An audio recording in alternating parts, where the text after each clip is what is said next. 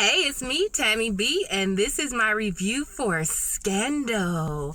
All right, you guys, so this is season 5, episode 6, titled Get Out of Jail Free. All right, you guys, this was the first time I was not feeling the Scandal episode. Like, I know a lot of people fell off. People be complaining it's boring. They tired of the love story, but when season 5 hit, I was still here for it. I still watch it. I know some of the fellow reviewers kind of fell off of Scandal, but I love Scandal. And maybe for me, it's because I jumped on the bandwagon late. Like, yes, I've seen every single episode now, but I think I started watching Scandal. It was probably about on season 3 when I binge watched 1 and 2 and then jumped on season 3. So I don't know if it's because I'm late with it being as drawn out as it is for everyone else or what, but I've still been here for it. And I'm not about to let this one little episode detour my love for Scandal, but I was just like, oh, okay, maybe I can see what people are talking about, but whatever. Let's go ahead and get right into it, you guys. So Sally Langston and her Liberty Bell talk show, y'all. Sally Langston get on my nerves. She do. But it's just something about her when she be talking. It is so funny. Her little political, old school, semi-plantation shade. It just be so funny. And that role fits her. As vice president, I was here for woman vice president, but it was something about her in that role. It was just but it's something about her being this talk show lady. I'm like, okay, this is your area, girl. So, she just reading Olivia and Fitz for filth on the whole what's going on with them. She said something like, let's find out if the White House been protecting Olivia and her thugs. I'm like, she is just too much, y'all. She rang the little Liberty Bell and everything, and then she threw another shade. I'm kind of going on. I'm not going to talk about Sally no more, so let me just say this one part, even though it happened later. It was one part where she was mentioning Susan Ross, the current vice president, and she said something like, some as the female vice president, but we all know who was the first, meaning her. I was like, you better go ahead and get yours in. But anyway, y'all, so boom, Mellie gets punked on a witness stand, y'all. Y'all know Mellie and all the women of the Senate then pumped their chests up and decided to impeach Fitz. So Mellie thinks she all on the team. They do load you last week when you gave them all that information and they was like, oh, you can't come no more. So I don't even know why you didn't even think that you was gonna be all, or I don't know why you thought y'all was all friends and gonna be on the same team. So she meeting with her little crew going over the questions, and she was like, I got this. And they were like, if you don't know something, just say I don't recall. And she was like, that's political suicide. I'm not gonna do that. So as long as we stick to these questions, I'm good, right? So they was like, oh, we sticking to the questions. Boom. Instantly when she get on stage, they was like, did you or did you not know about Olivia? And she was like, I didn't know. I did not know. And then they were like, oh, well, we got a letter from old girl back in the day. I forgot her name. Janine Lachlan. And you told Janine, I know you're not the woman sleeping with my husband. So did you or did you not know that Olivia was sleeping with your husband? And she was like, I don't recall. So I was like, you just put your foot in your mouth, girl. But the only thing I wasn't here for, I like Mellie. I really do. But I'm like, she could have deboed them. That's why you should have not fired Cyrus, or maybe you should have called Leo Bergen or somebody, or you being Fitz's wife and knowing how Olivia worked, you ain't learned no hustle all these years.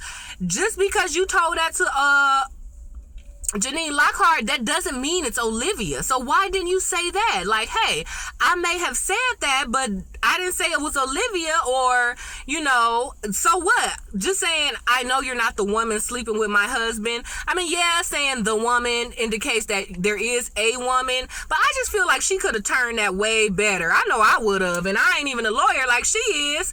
So I was like, I didn't like that they ambushed her, but I really didn't like the fact that she couldn't get out of being ambushed. So that was whack. And the funny thing is, Olivia watching it on TV, and 30 seconds into the whole juror thing, Olivia called Fitz, and everybody's like, they ambushing her, y'all. So Olivia was able to catch it within 30 seconds in. So that was that. So I guess they ain't asking Melly no questions no more. And so I don't know, that's perjury. So is she getting fired for the perjury? Because all episodes she kept saying, oh, I ain't gonna have no job no more. But I was like, why is she saying, oh yeah, I guess it is because of the perjury. So Jake wife helping Papa Pope get out of jail, y'all, or that's what it seemed like. So we like, oh, we knew she was sneaky, right? But then once Jake find out she been to visit Papa Pope, he pull a gun on her to find out the truth, and she was like, no, I'm here to kill him. And at first I thought she was lying, but no, it showed her paying the guard to beat up Papa Pope, even though Papa Pope ended up beating up, I think even killing the guard back. So it didn't work out. So Jake told her, like, all right, you here to kill him? I'm down. Like, let's roll out. Let's kill him. Abby, Huck, and Quinn all on the witness stand because they interviewing everybody, all of Fitz friends, all of Olivia friends, whoever been involved. And I really don't understand why, but I guess if you subpoenaed, right? So they asked them who leaked the tape of, what's her name, Janine Lockhart, and at first they didn't know what they was gonna say, but then Abby was like, Harrison did it, so why can't we just say him? It's telling the truth. And everybody thought that was a bad idea, like, dang, like, cause he's supposed to be dead. See, now I was always thinking it was gonna be open-ended that Harrison was dead, and maybe he'll just pop back up 10 years later or something like that. But the fact that they said, like, he's dead, and the fact that, if he did come back, like, that would mean, like, he would have a warrant, or, you know, they probably want to take him to jail. So now I don't know if he coming back, and I always had a little small hope, you know, she would bring him back, but whatever. So they all decide, all right, fine. No, they asked them, did you release it? Then who released it? And they was like, Harrison. And they was like, we going to hell. But I'm like, why? Y'all not going to hell for telling the truth.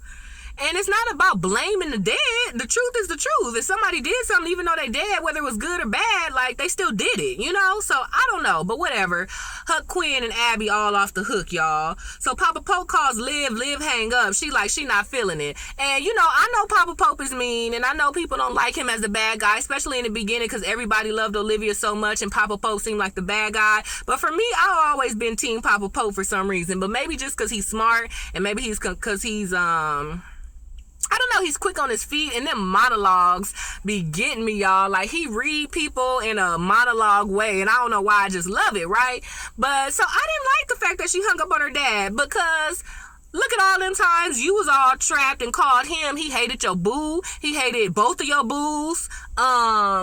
You did stuff that he didn't like, but every time you called, he used to come. Every time you wanted to have dinner, even though he used to want to have the dinner, I feel like every time Olivia wanted something, he would at least answer, you know, even though she wouldn't tell him for the longest, he would not answer direct questions, and I know that's annoying, but he would still talk to her. He still came to meet her at the park that time.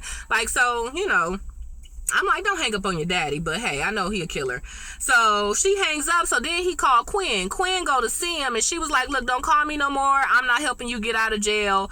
F you, bye. So she leave. So boom, y'all. Now everybody's scared that Olivia got to go on a witness stand. So Cyrus comes up with this plan to get married, and Olivia is like, nah, I'm good. So then she leaves. But then Fitz was like, oh, you know what?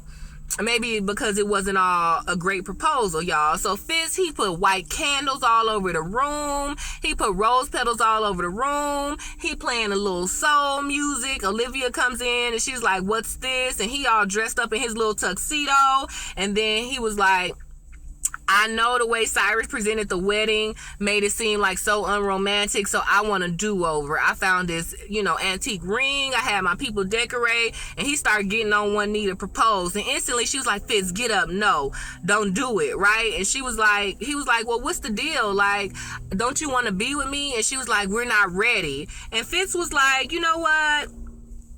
I got stuff to do. And I was like, dang, he went left quick. I could be downstairs doing presidential stuff. I'm trying to wine and dine you. You know, no man, even though men want to marry a woman, they don't be wanting to do all this stuff. We do this just for you. So here I am doing all this stuff for you, and you playing games. You said you love me. You said you're ready to be together. I'm divorcing my wife. Like, what else? And she was just like, you know, we not ready, or I don't know. And he was like, well, what do you want? I bet you'll never know. So he walked out, y'all. And I don't know about that scene. First of all, let's say this one thing. I wonder if that bedroom looked like that when Millie was staying there. Cause I'm not about to sleep in your ex-wife bed. I'm sorry. Like, hopefully they didn't change the wallpaper or change the bed. I need a little bit more than just changing the sheets. Cause, well, I mean, I guess it don't matter. If you sleeping with him while and then he go home to his wife every night, I guess you really don't care about the sheets. But I just don't feel like I could go into another woman's house and just live there without changing anything. Maybe that's marking your territory, but I think it's more than that. Like, I want some freshness. Like, I don't want, and even for me, like, I actually hated the fact that when I got married, I didn't get a new bed for because I just wanted everything to be about us, you know. So at least we moved. Like, we got married, we went on a honeymoon, and we came back. We moved 1 week later into something together, you know. So that's just me. I don't know if other people feel like that, but that's just me. So even when Abby was in there, she's like, man, it's weird being in the president's room. I was like, I know. Number one, it would be being weird being in the president's room, period. So she didn't even want to sit down or nothing on the couch, let alone the bed.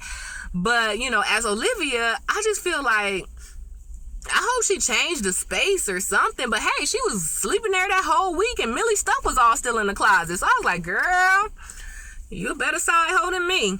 So anyway, that was stupid, y'all. What was I saying? Oh, and I don't know. I didn't like the way that Fitz kind of jumped on her. Like, oh, I could be doing some other thing. Like, dang, in the middle of my proposal, you gonna say that? Even though I was gonna say no anyway. Like, you could tell me, dang, I could be doing something else. I was just like, but I don't know. This is why I was tired, because I'm like, what do you want? Do y'all want to be together or not? And I guess that's the dilemma with probably every, you know, people who are married and then sleep together. Like, what is the end game? Do we be all lovey-dovey? Or are we just having sex or what? So I think now I'm at the point like, all right, y'all, what y'all gonna do? Y'all either need to be together or break up. Like, dang, like, pick one and just stick with it. And I don't know. So I guess Olivia just want to be boyfriend and girlfriend forever. But I kind of feel like at this point, because I know she want to keep her life. But girl, everybody know you done slept with the president. Like, your life is pretty much over already. Because she told Abby, like, oh, if I'm going to lie on Stan. And Abby, like, you going to go to jail. And then she was like, well, if I, you know, just marry Fitz and don't go on Stan, me being in his room is jail. So, to me, you lost, girl. Like, you, at this point, Pope and Associates will never be the same. At this point, your reputation around DC is the same. So, go ahead and marry him and go make jam like y'all said. Like, why still be boyfriend and girlfriends? Like, was you gonna be Pope and Associates if you moved to Vermont and made jam in the first place? So, I don't get Olivia kind of right now. So Olivia called Jake, y'all, to talk about her broken loneliness with Fitz, and Jake is finally fed up, y'all. That little scene they had a couple weeks ago where he all snuggled her in the hotel room to comfort her then, but Jake was like, look, I am not about to talk about him. You picked him over me, so I'm done. So he hang up, y'all. She like, dang. But yeah, Jake, go ahead. I'm here for you. You can only be the side nigga for so long. After a while, you get tired of that role, you know. So that was that. Jake is not feeling it, y'all. So she go home, y'all, and then Quinn comes to visit her. And did y'all notice? Did y'all see that the couch cushion was gone? And that's the couch cushion that the wine spilled on when she got kidnapped. But I'm like, girl, you that rich? You couldn't have got that couch steam cleaned? Huck and Quinn know how to clean up blood and DNA and hide bodies. They don't know how to get some wine off a couch. Or you got these $1 million jackets. You couldn't just buy you a new couch? So I was like, girl, I mean, don't get me wrong, I didn't have this couch. As a matter of fact, somebody gave me this couch and I still got it. But hey, I'm not as rich as she is yet. So I'm like, I was surprised she didn't replace that couch yet. So Quinn mentions Papa Poe to Olivia. Olivia goes to Papa Poe. She like, look, don't be calling my homies trying to get them to help you out. We ain't dealing with you. Fall back. and he was like, please, I need your help. And y'all, Papa Pope is G. He know how to make his heart stop so that it shows on the machine that he has a regular heartbeat. I'm like, dang, that is a G. Like, I want to go through the B613 training, not the killing part, but the fighting part. Well, the killing, but when I don't want to kill nobody for real. Like, help me practice the moves just in case I ever need it. But all of them tricks they know, how to read people, body language, do all this stuff to make you think they dead when they not. I'm like, that could come in handy. Well, hopefully not. Hopefully I'm not in no situation where I need that, but I kind of like they little technique. And so he like, look, everybody on the jury who trying to impeach your boo, I got something on them. So how about you help me get out of jail and I'll stop the whole trial. Your boo won't get impeached. You could go on being this little side chick and your life could go back to normal and I'll be out of jail. And she kind of, leave or whatever. So then she goes to meet Millie in the dungeon, y'all.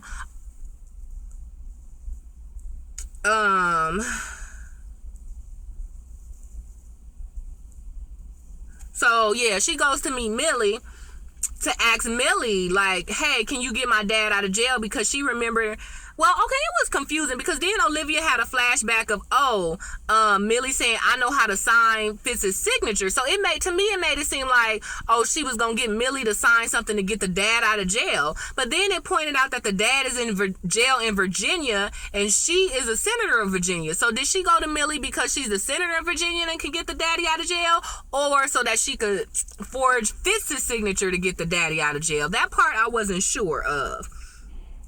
So this was a good scene, y'all, with Millie and Olivia in the dungeon. So she gives, Olivia gives Millie a file and was like, here, can you get this man out of jail?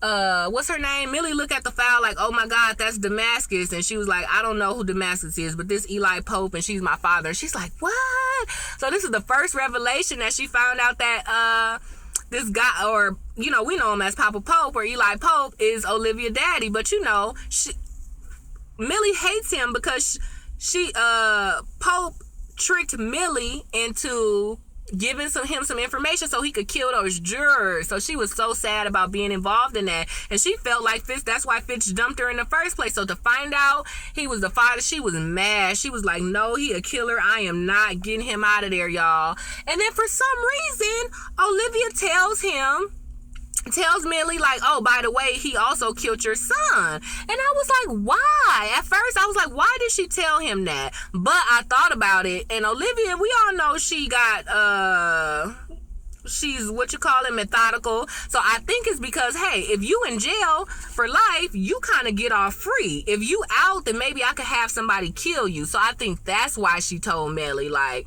to make her change her mind. And clearly it worked, because later on, we'll see what happens, right? So Millie kind of break down about the fact that Papa Pope killed her son or whatever, and then they just turn away. Olivia leaves, y'all. So one night, Olivia all in the bed thinking, she turned over to Fitz like, hey, where that ring you got me? Who'd you say it's from? And I forgot who he said, Helen somebody. I think some old first lady or something like that. But I know about antiques, but I don't really know if I would want a dead woman's ring that's not related to me. I don't think I would, but I know now people all about bling and all of that stuff, but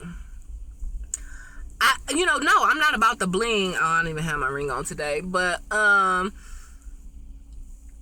that it had to be new, but well, yeah, I would want a new one, but I don't know about the ring, y'all. But anyway, he got some ring, but I can understand for sentimental value. So she was like, let me see the ring. She put it on, and she was like, all right, fine, let's just go ahead and get married. No dress, no flowers, and I'm keeping my last name. So it was so informal, so unromantic. And I felt sad because I know every woman don't want a Cinderella princess story, but I would think you wanted to at least be happy and smiley and mutual about the wedding, So I was like, dang, girl, that's how you want to get married? You'd rather take that than that little flower thing he did?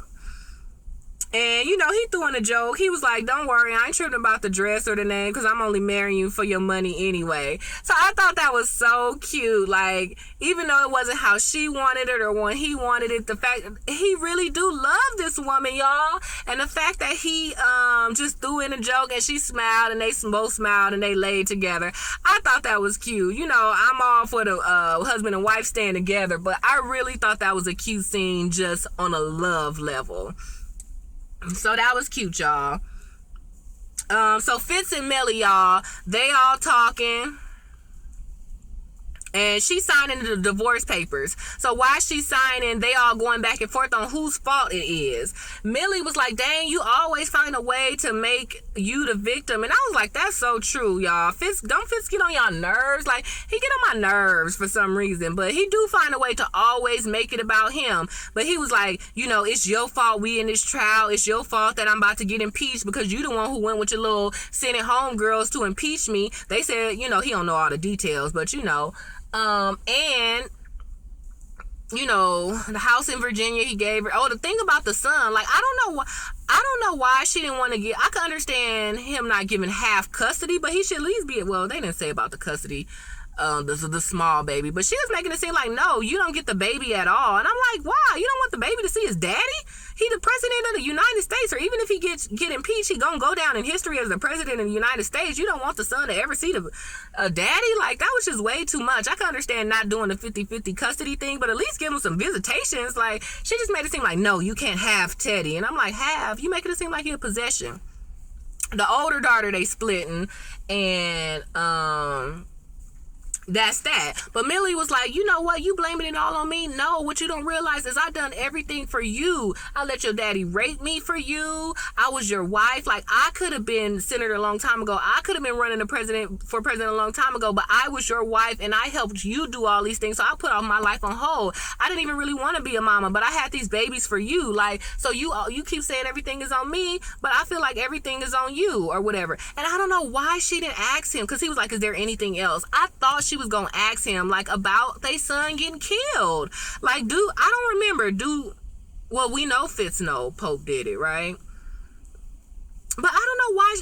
That would be my final thing, and I would have gave him that little house back. That's his family house. I don't even like him, so why would I want to be all in his heritage and family? You got your own family, and ain't your daddy somebody too? Like, I would have gave him that other house back. I would have rather him buy me a new house than take some old family house, unless it's a bomb house. But I wouldn't even want that, you know. So, you know, she want her dead son, charity. She want to keep the little visiting days for her gravesite without him being there. I thought that was a decent one. But everything else she wanted, I was like, girl, I don't know. So anyway, they didn't really get no resolve, and I really don't understand now that she know that Daddy Pope killed the son. I don't know why she didn't ask, but maybe that's all the information she need, you know. All right, y'all. So the VP, Susan Ross, y'all, she go to David Rose and was like, I don't want to be the president no more. And she all nervous and goofy as her normal self. And then she asked him for a wine cooler, y'all. Who asked for some wine coolers? I was like, yeah, she still got her little hood ways. And those don't even work, y'all. Those are like, so I used to drink wine coolers when I was in elementary school or junior high school. I know that's drunkish. It's too late to call Child Protective Services, right? But I'm like, wine cooler. But they was having fun with their little wine cooler. She loosened up and she told David, she want to resign because she not here for Fitz being a whore. And David was like, look, that's the president of the United States. Like, he not gonna get away with it, or nobody is for it either. I think the real reason you don't want to be vice president no more is because, you know, if they do impeach him, you gonna be the president. And she was like, yeah, you right, I just think I'll be a sucky president. And David Rosen was like, you know what, I respect you some more. It's a gang of people out here who think, oh no, I'll be a good president, knowing they got all these skeletons in their closet and they probably could barely read, but here is somebody who is a decent person who's acknowledging, hey, I might not be good at that job, so I respect you for that. But how about you just fall back and just be vice president? We don't know what's gonna happen. Best case scenario in your case, he don't get impeached, you just the vice president. Or hey, if you do become president, you know, I got your back, and you know, you got a whole little staff to prep you, so you good, girl. Just keep your job. Yeah. So As Fitz and Olivia prepare for the wedding, y'all, she got on a cute little white dress. But I'm like, you said you didn't want to wear a wedding dress, so why you even wearing a white dress? I know white don't stand for purity no more in weddings. It stand for happiness. But I'm like, girl, you his side chick who just bumping up. Well, how you gonna wear a white dress anyway? In that case, but you know, I guess in theme. But I'm like, if you didn't want to wear a wedding dress, why even wear white? Just wear something else. But whatever. She had her little banging little French roll. That was cute. She definitely looked like a little tea party first lady type person with that little outfit and that little French roll. So that was kind of cute. And you know, she getting her Secret Service. They talking about, you know, signing the papers, giving her phone, but she's so occupied, y'all, she can't believe, like, this is it, I'm finally losing my identity. And right in the nick of time, guess who called? Melly, y'all. And it's so crazy because it's like, dang, I'm about to marry your ex-husband and here you are calling me. So she look at Abby, and Abby know, like, something going on, y'all. So guess what, y'all? Melly changed her mind. Melly was like, all right, I'm going to get your daddy out of jail. I guess that's what she said, because the next thing we see, the court is going on, and they calling for Olivia, and Olivia don't come up. Some little girl walk in and give each juror a folder, y'all, and it's all they secrets. It's cars blowing up, it's dead people, it's sex stuff. So the jurors be like, oh, we need a non-planned recess, y'all. So, boom, that's it, y'all. I guess they see, like, oh, like, it's a wrap. But I'm like, how they don't know Olivia did that? Like, y'all calling her and then y'all get that delivered. I figured they could put her in jail for that. But maybe whatever. They secrets must be so bad they don't care because the case is closed, y'all. 2 of them withdraw their bid for impeachment. And I guess that's probably the number you need or whatever. So that's it, y'all. So the jurors close the whole case, y'all. And guess who out of jail, y'all? Rowan and his homeboy Tom. I guess they never did kill him. We just saw him in jail, y'all. I like Tom. I saw an interview with him on AfterBuzz TV, and he was like, he was actually only supposed to be on like 1 or 2 episodes, but it worked out, and now he bumped up to like a reoccurring character. So I was like, hey, Tom. So that's why the episode is called Get Out of Jail Free, because both Tom and Rowan got out of jail, y'all. So I guess Melly threw in Tom for Pope, which I don't understand why, since she probably should hate him. But you know, I'm sure she'll get her revenge, y'all. So Millie gonna be president because she feel like Olivia owe her. You done got my man, you know, you didn't know your daddy killed my son, so you owe me. I get your little killer daddy out of jail, but you make sure you make me be president or help me make president. Olivia Cole, y'all, she couldn't even tell Fitz directly, I don't want to marry you. She get a ring to Abby. Abby go give it to Fitz, drop it on his desk, and kind of give him a sad face and walked out. I was like, Olivia Cole, why she didn't keep the ring? She gave him the other ring back. I don't know if that was her personal ring or if that's the ring that, you know, he gave her from his auntie. But I guess technically now Fitz got both of his rings back. I'm like, dang, she doing Fitz dirty. But hey, that's the price of infidelity, y'all. So Abby gets ring back, and guess what, y'all? Jake's wife is dead. They supposed to meet up at the train station again. Remember they supposed to meet up at the train station a long time ago, and it didn't work? But hey, this time he probably was looking like, dang, is she here? He see her, y'all. He walk up to her from the back, touch her. She fall over, Lord. Y'all, somebody shot her in the back, or, you know, clearly they did some secret killing because she in the middle of the train station sitting there and don't nobody know she dead.